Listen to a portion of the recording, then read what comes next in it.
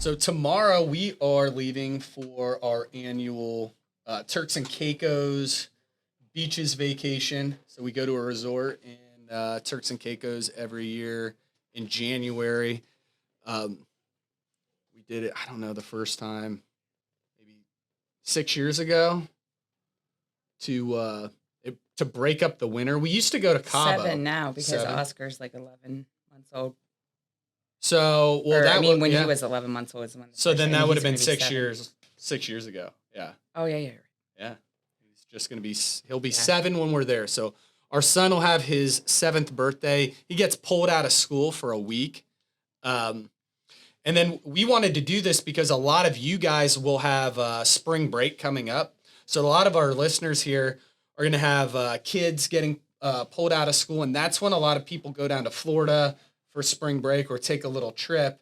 And so this is a great time, I think, to just talk about vacations and how we just sort of how we do our vacations with a health and fitness lifestyle mindset. We are going to go in there. We're eating buffet food. There's unlimited free alcohol. Everything's right at your, you can be the most gluttonous human being. Like you can get wood-fired pizzas all day and just whatever you want at your whim. It's awesome. But if you fully indulge in that, from, start to finish, you're going to feel like crap and you're not going to, it's not going to be as enjoyable of a trip. So we just wanted to kind of throw some tips in there, talk about travel, health and fitness when it relates to travel, even why just we think traveling, if you have the means and ability to do it, is really important. Kate, you've always been big on it. So when Kate and I first started dating, man, I'd probably been on a plane less than 5 times in my entire life. At 29, 30 years old, I hadn't done a ton of traveling. I'd done a little bit. I'd gone to Europe once when my brother graduated college, and I went to Jamaica. I'd been to Cancun in high school and Panama City. And then we'd drive out to the East Coast as kids to around the Virginia Beach area. But I was not a well-traveled person.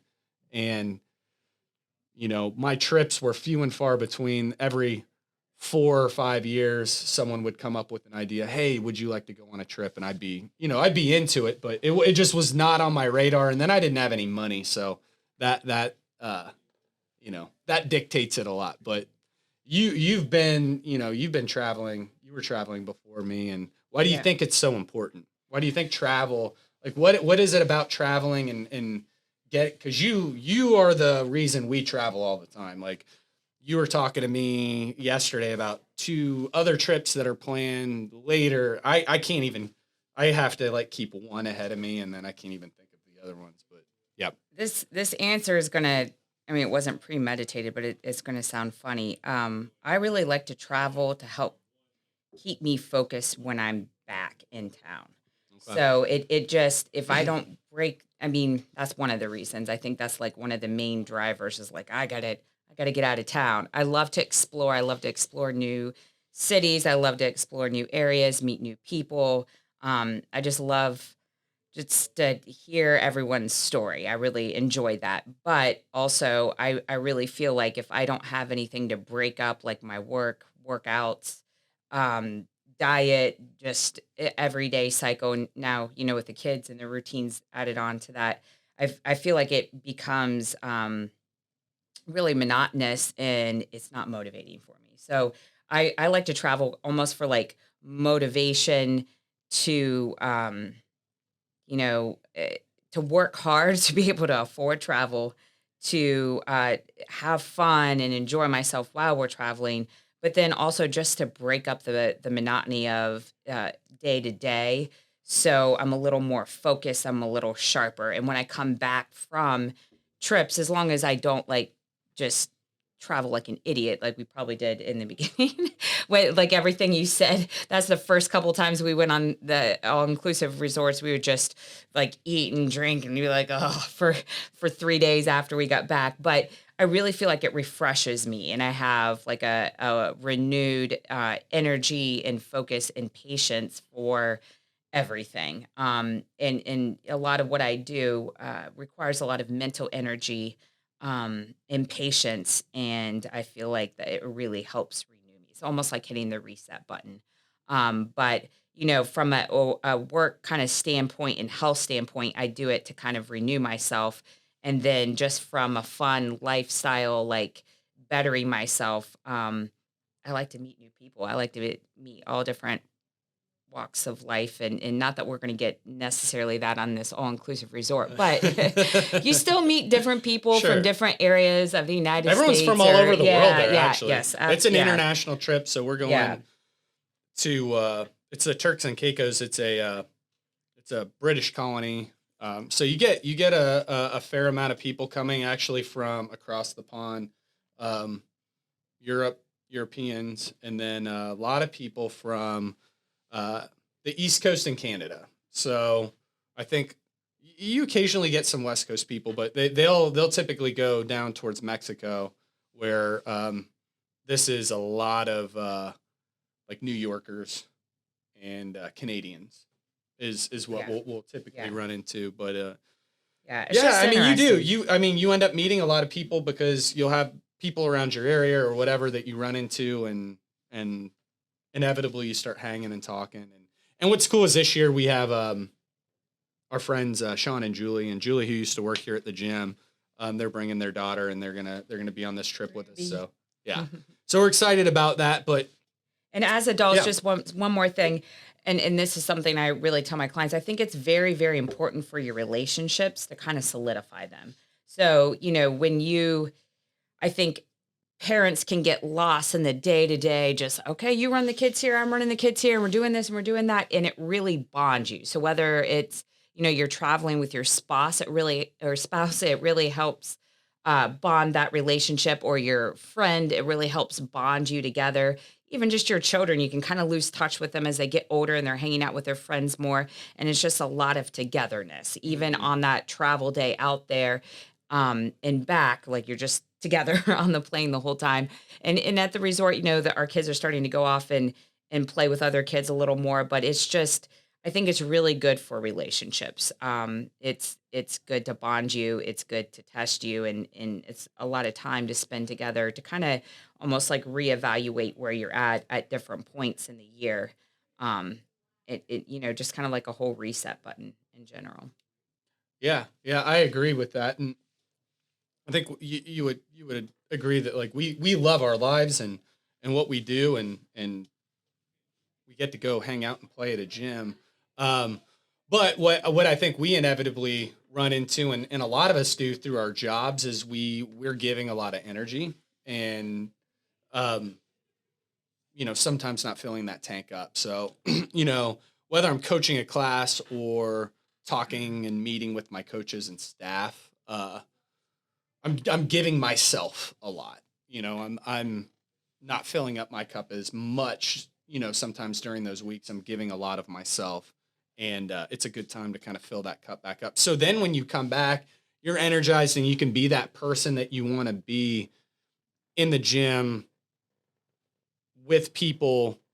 Your mood's better, all of that, because I'm pretty worthless if honestly my role here, if I'm mopey and feel like shit, and I'm kind of like, you know, waddling around here. I'm not an asset to the business. I need to, you know, be hands on, be happy, you know, and if you start to go downhill, like it's just it's not good. And I think, at least from like what I do from my job standpoint, and certainly from yours, is like you're counseling people one on one. And if you're like, I just don't feel, if you get into that kind of talk with people, you're not going to be effective at your job. But I see it hold a lot of affiliate owners back.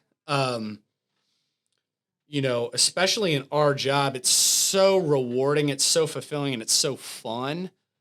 in those early years when you are addicted to CrossFit and you're just super into it. But I quickly will see guys once they get 4 or 5 years in, and these affiliate owners, they're rolling up the garage at 5 a.m. and putting it down at 8:30 p.m. and they're working Saturdays and Sundays and they're never going anywhere. And then their membership isn't building. And even early on, my business was in that sort of cadence and rhythm until I was able to break out of it. And, I don't know, travel might've been a big part of that, where I'm like, once I started doing that and I felt good, just everything, all the momentum started going in the right direction. Where if you're like, peeling yourself out of your lazy boy in your office and you're coaching your, 36th class of the week, it's going to be tough to maintain that pace for a long time without some sort of break. So I'll always encourage it from that standpoint. But when we travel too, like we do it enough now, we'll have 6 trips on the year. It's not like this vacation necessarily, but we have a variety of different ones. So, now we're doing a retreat trip. We'll visit friends. We've got, half a dozen every 8 weeks. We're going somewhere for, anywhere from 3 to 6, 7 days. So we've had to come up with strategies or we just would be totally out of shape all year if we didn't train, work out, and try and stay fit on those trips. Now, it's certainly not a place where we're looking to peak our fitness out, but when we travel, we actually work out pretty much every day we're there. It's actually probably more frequent than I would here. I'll train about 5 days a week when I'm in town. When we're out of town, we'll train every day. Now the workouts are not nearly as intense. They're not as hard. A lot of it is just movement and getting blood flowing to get yourself feeling good rather than to create a real training stimulus that you're going to improve from. Mm-hmm. Would you agree with that? Yeah. Yeah. And I would say just from like a strategy standpoint, a couple of things, because I'm always like strategizing and it's kind of fun for me too. So we always try to come in a little better shape where we're like, maybe not this trip so much because this one's always tough because it's after the holidays and I had a birthday and it's always sad to not do anything on your birthday. So we just went out to eat and had a couple drinks and it was low key, but like, usually I try to go into trips feeling like, man, I could really like go for a cheeseburger and like, a big yummy drink of some sort. A little bit hungry. Yeah. So you're like almost kind of going into it feeling like, I need a break. And then, so that's one thing, just tightening up before you go. So I see like some, if we can give you some pointers to like go into how to travel, make sure you strategically plan where you can be pretty healthy before that trip. So not the main reason why, so you can feel really good on the trip. You're going to be spending a lot of time with yourself and you don't want to feel uncomfortable, whether that's in a swimsuit or just uncomfortable in your skin or just feel unhealthy, to feel really good and take good care of yourself. Then the travel day there and the travel day back, we usually take as rest days. So we have a real early wake up call tomorrow. We're not going to be the psychos doing, and that's great if you guys need to do that, if you travel a lot for work, but burpees in the airport, I've never done it. I have heard of people on like a layover taking a cab to a gym someplace, never done that. Yep. We take a full rest day. And I'll tell you what, it feels good. And yes, we're taking a rest day and we're going to be eating more and drinking more on that day. But if you just relax, it actually works out fine. But we kind of have like, if we can just kind of go into our like what our jam is. We do always park our car in the parking garage. We load it up the night before. So that way we don't have, all these tiny little things will save you an hour of sleep. So our plane flight takes off at 6:30. It's an international flight, so we'll need to get there probably the latest at 5. So I don't want to set my alarm clock before 4 because I know we're not in the rhythm of getting up before 6. that's really going to push us like that tipping point. So I call it tipping points. Like if we wake up at 3 a.m. tomorrow, it's probably going to be a bad day for us and the kids. So even 4 a.m. is a big difference. If we load up the car, have it all loaded, then we wake up at 4, we dress the kids in the clothes that they're going to wear on the plane the night before. So we just pick them up, carry them to their car seats. The car's loaded. We drive to the parking garage. We unload. We always make sure we count on the kids not being worth anything, even though Oscar's 7. He's going to be so tired. He's not going to push a luggage suitcase. And so these are kind of like trial and error things we've found. So we make sure that we can pack all the luggage with us between the two of us and just kind of push the kids in strollers. And then when we get there, I know Starbucks opens at 5 a.m. I always get my go-to. I have oatmeal. I have peanut butter powder that I put in my backpack. I pour that in there. So I've got that meal. That meal feels good. And then I plan on the next 3 meals. Even if we have a layover, I plan on them all having to be on the plane. And then I always have 2 extra snacks. So those are usually, I usually will do like for the 3 meals, 2 different types of bars, whether it's a perfect food bar or a Bear Bell bar. And then I like to get a piece of fruit in there. And I think that's really important to keep like fruit and vegetables rolling if you can. I plan none of this stuff. Yeah. I just hand it to him and he eats it. Like I have his lunch packed for him. Like every little step that you just like. But you don't need to because I do. Well, you would have to figure it out. Yeah. So I'm just like, here's your snack. If I travel on my own, it's pretty laid back. I'll throw some bars or something in there. But when you're traveling with a family, it is good to have all this stuff planned out because I have the kids' backpacks packed. I have their snacks packed. I have all these like kind of game sort of things. With young kids, it's the reason, we have neighbors and stuff. They've got kids older than us that are, 10. They've never gone anywhere because of everything I'm describing. This probably giving you anxiety. Yeah. Because it's like very like fear inducing. I mean, we would do it when, the kids are in a little more solid space with Oscar being 6 and Charlotte being 3, but you reverse that into like 4 and 1.5 and 3 and an infant, and we've done that, and that's where it's really challenging. It should ideally be a little bit easier. And breastfeeding her every 3 hours. Yeah, so we make it, we plan it, we make it happen. So we get to the resort. But even before, I'm just going to back up because a lot of people ask me questions about this, and this is where I feel like they get off. Okay. So just some main things. When you travel, you are flying dehydrates you. So I know it's annoying to use the bathroom on the airplane, but drinking tons of water is really important, and eating fruits and vegetables. So those are 2 just very basic things where I feel like people go wrong. And the third one would be going for long periods without food. So, my clients that travel frequently, a lot of them just are not able to maintain a good shape. And I feel like it's because they're not willing to strategize just kind of exactly what I said. I was just explaining, which you don't have to go to that nth degree with if you don't have kids, but to pack and prepare and plan and look at your layovers.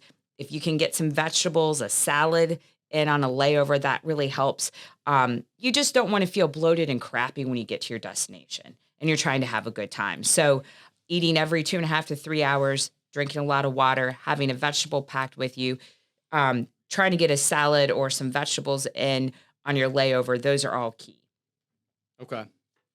Yeah, I have trouble with eating big salads and stuff in airports, and it always bites me in the ass. I always want to eat like you'll always be complaining. Yeah, a piece of pizza or something like that. You're like, I feel like shit, and then we're here. Yeah. It does. It makes it.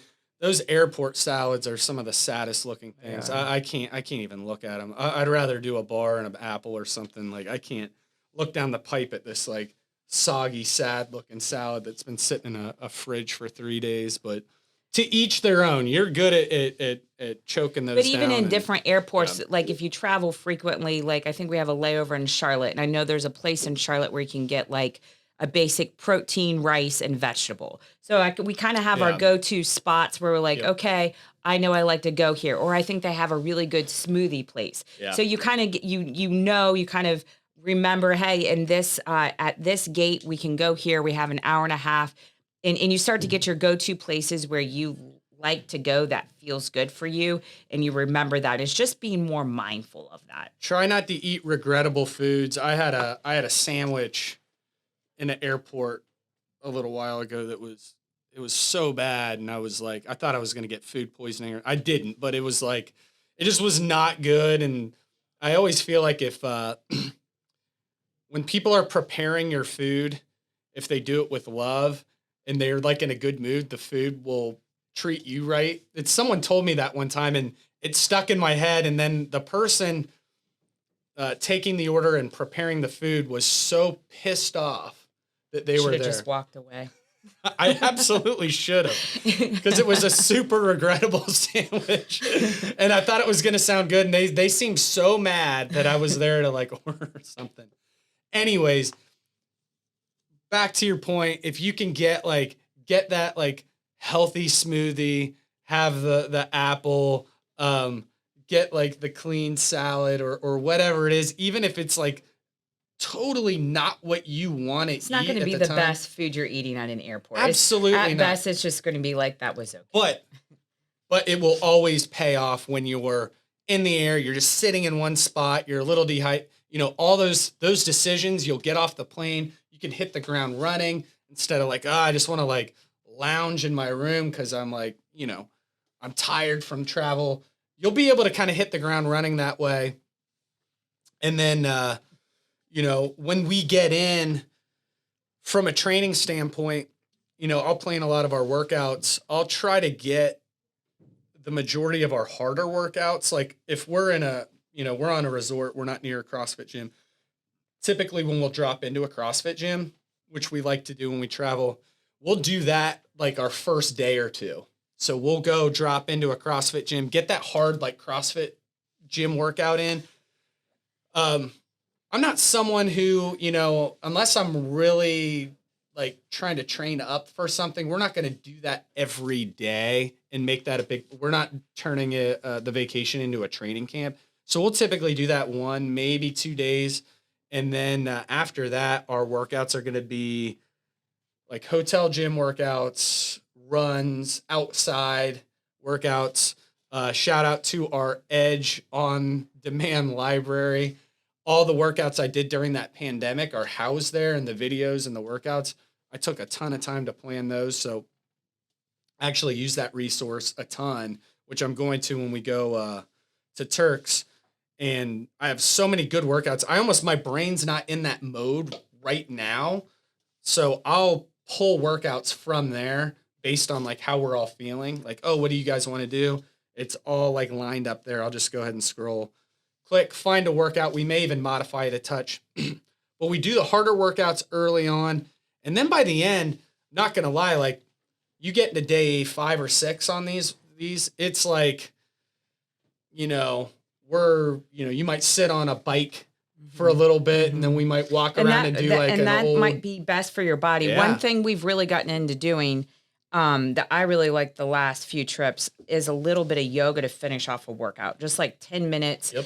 I'll do just like a little bit of a flow, maybe some holds, like some poses, some balance poses, and extra stretching, and it feels really good for your body. Like just to kind of like move like that in a almost like non-threatening way. Yep. To kind of calm down your nervous system really helps. And I think you were planning on posting some workouts, the workouts we do there, right?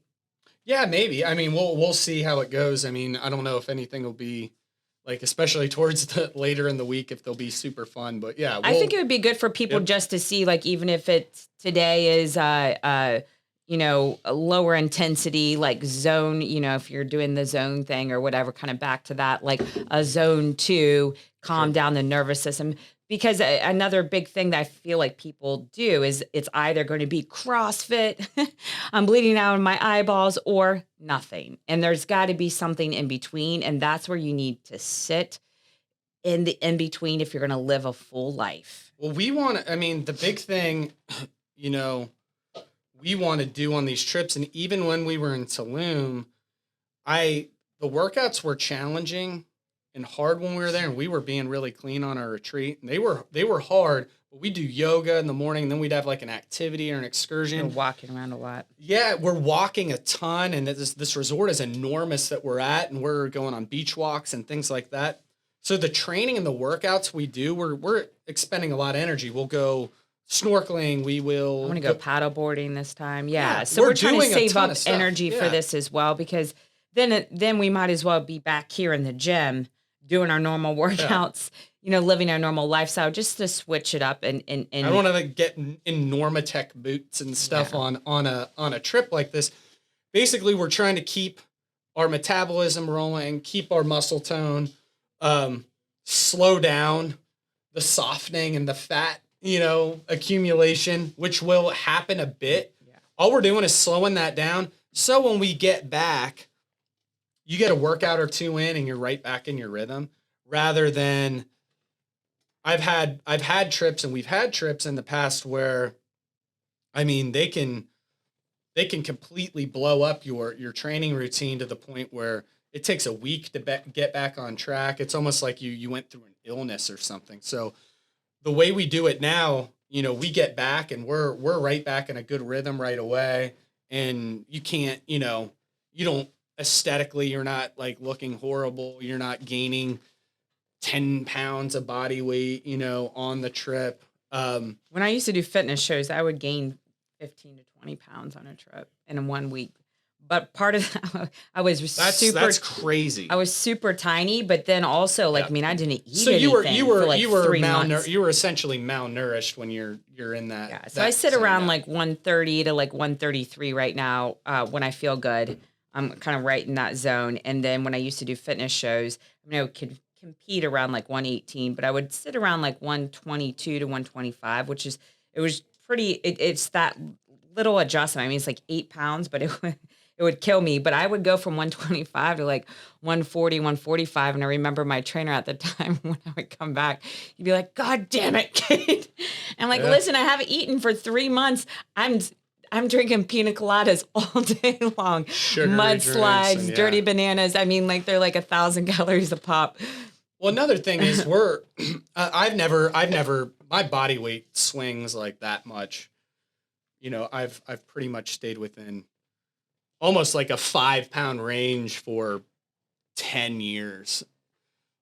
That being said, when That's you're, very healthy too. Yeah. Just to like address that is something that I've really worked on over the last probably since we've been together. You've seen that a lot. I've always swung. Even as a child, I look at pictures. I mean, it's funny to me, but it's not healthy. I would probably swing 20 pounds in a year. I would go into hibernation mode and eat a ton of cookies and stuff in the winter. But it's not. It becomes very hard on your body as you age. that's what I was just going to get to. Yeah.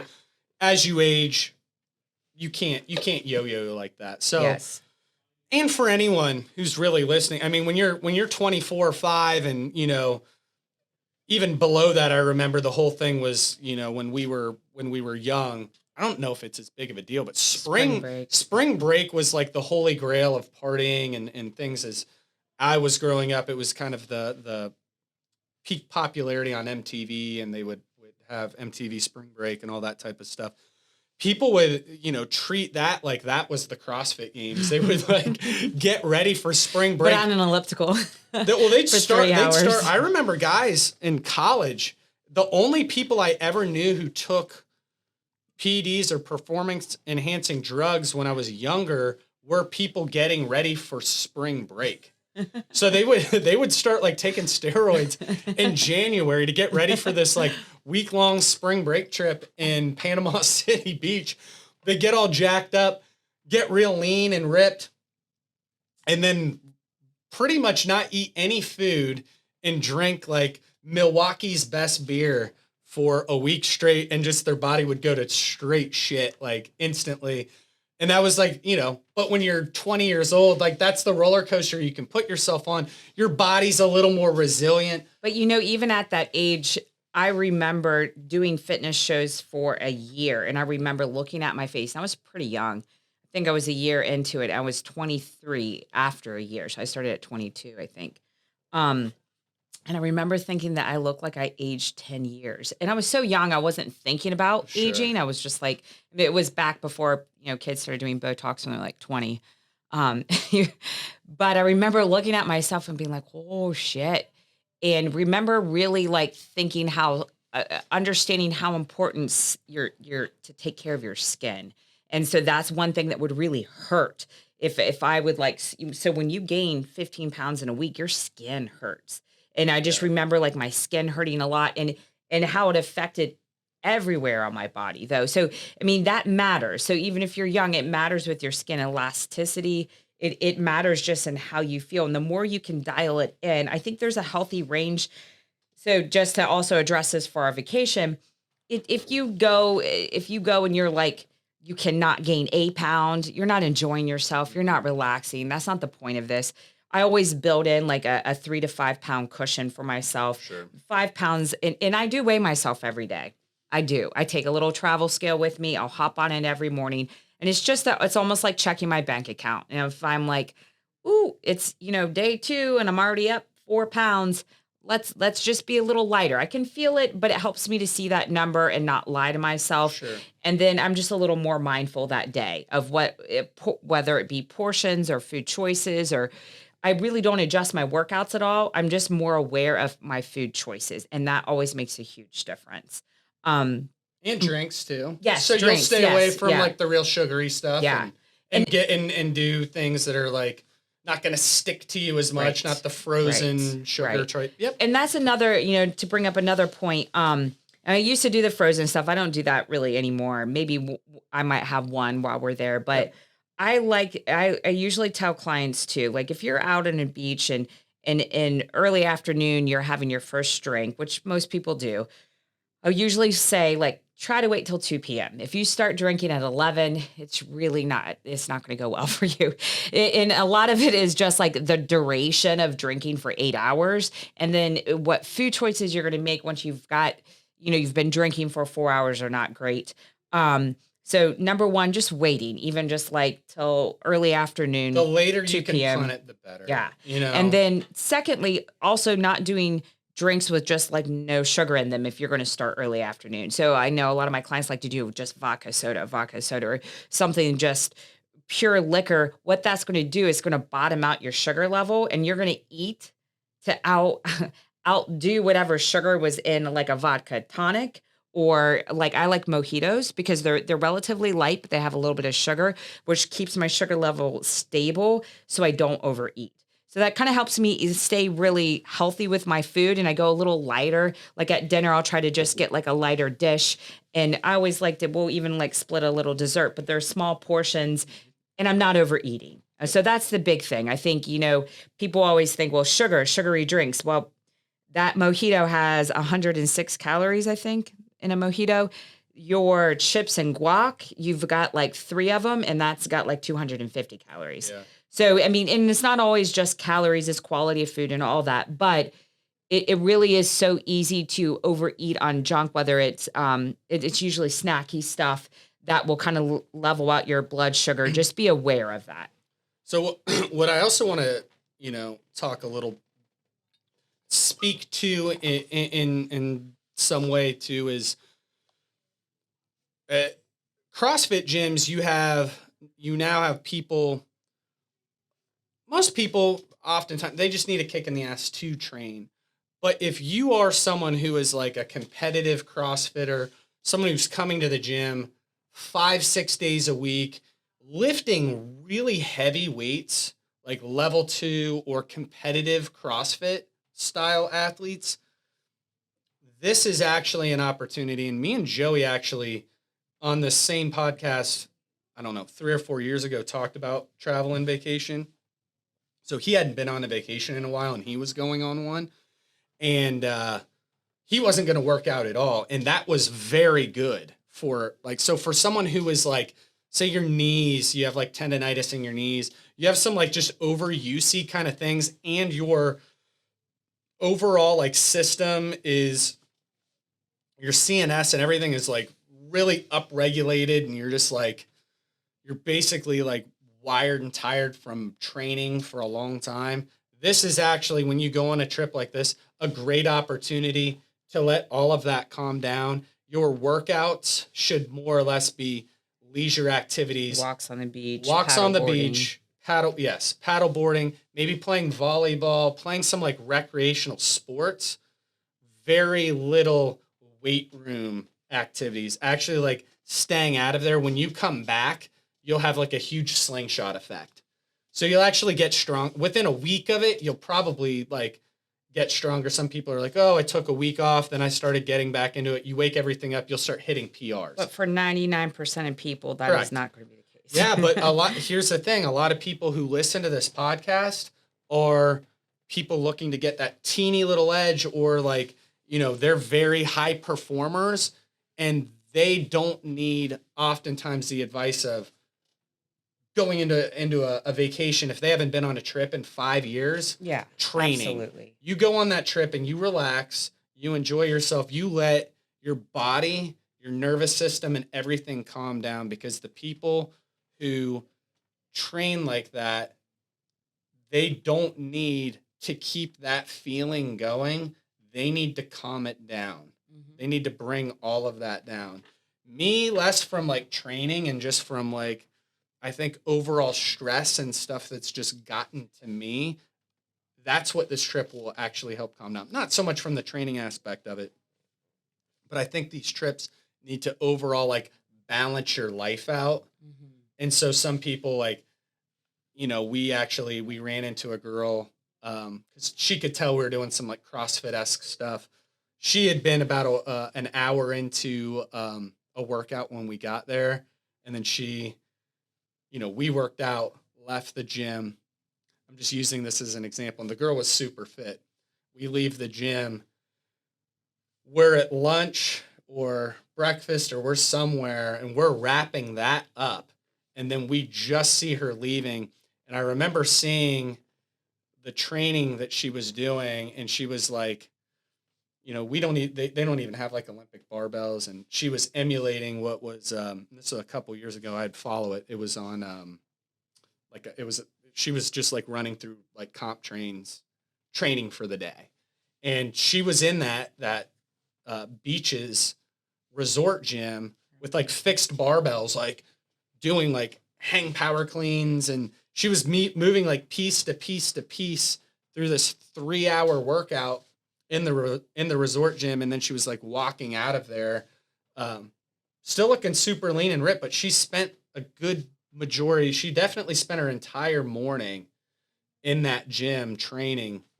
And we would see her in there every day, like going through that whole thing. And I'm like, this is probably not the best thing. She's not getting better at it either. Like the equipment's not right for it. Like you're not. You just want to walk up to that person and say, what the fuck are you doing?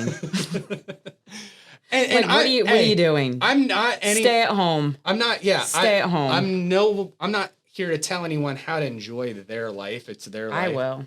But I'll just ask the question, what the fuck are you doing?